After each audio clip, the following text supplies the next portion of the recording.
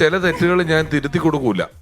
തിരുത്തി കൊടുക്കാത്ത എനിക്ക് വെറുതെ രസമാണ്. ഒരു ദിവസം ഒരു ഇതെടുത്തിട്ട് ഞങ്ങൾ ശംഖുമുഖം ബീച്ചിൽ പോയി. ശംഖുമുഖം ബീച്ചിൽ പോണ വഴിക്ക് ഇവിടെ ആരാണ്ടൊക്കെ വിളിച്ചപ്പം ഇവിടെ ഇങ്ങനെ കേൾക്കുന്നുള്ളൂ, കാറിലിരിപ്പുണ്ട്. എന്നിട്ട് ആരെയോ വിളിച്ചിട്ട് പറഞ്ഞു, ആരോ വിളിച്ചപ്പോ എവിടെ പോവാന്ന് ചോദിച്ചപ്പോ ഞങ്ങള് ഷൺമുഖം ബീച്ചിൽ പോവാന്ന്.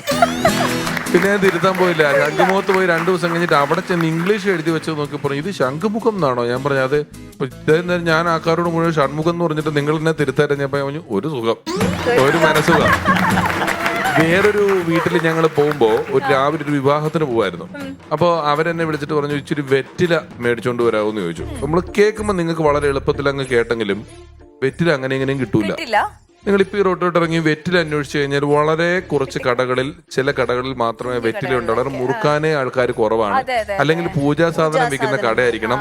സർവോപരി ഇത് ഏർലി മോർണിംഗ് ആണ്. നിശ്ചയത്തിന് ഒരു 9, 9, 10 മണിയാകുമ്പോൾ ഞങ്ങൾ അവിടെ എത്തണം. അതിനുവേണ്ടി പൊക്കോണ്ടിരിക്കുകയാണ്.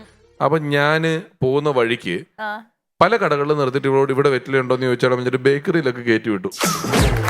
സത്യമായിട്ട് ഈ ബേക്കറി ഒക്കെ തുറന്ന് രാവിലെ ആളുകൾ ഇവിടെ എന്നിട്ട് ചേട്ടാ എന്താ വെറ്റില ഉണ്ടോ? ഇവിടെയോ?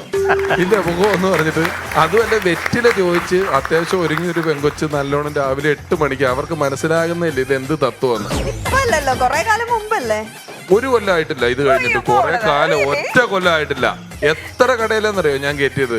ബേക്കറി കയറ്റി, ബേക്കറിയിൽ കയറ്റി, മിൽമേൽ കയറ്റി, കുറെ സ്ഥലങ്ങളിൽ എല്ലായിടത്തും ചെന്ന് വെറ്റില ഉണ്ടോ എന്ന് ചോദിച്ചിട്ട് വരുമായിരുന്നു.